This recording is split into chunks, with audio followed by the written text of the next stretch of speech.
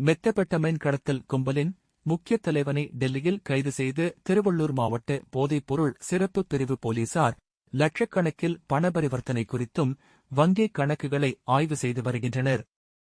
திருவள்ளூரில் கடந்த மாதம் 55 கிராம் மெத்தபெட்டமைன் போதை மாத்திரைகள் வைத்திருந்த இருவர் பிடிபட்டனர்.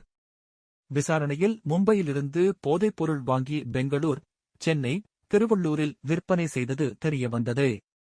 மேலும் விசாரணையில் டெல்லியிலிருந்து இணையதளம் மூலம் போதைப் பொருள் அனுப்பப்பட்டது தெரியவந்தது.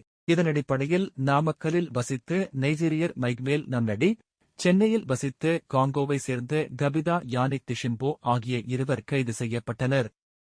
அவர்கள் கொடுத்த தகவலின்படி முக்கிய குற்றவாளியும் போதை மாத்திரை கும்பலின் தலைவனுமான செனகல் நாட்டைச் சேர்ந்த பெண்டே என்பவரை சிறப்பு படை போலீசார் கைது செய்து திருவள்ளூருக்கு அழைத்து வந்தனர். அவரிடம் தீவிர விசாரணை நடைபெறுகிறது.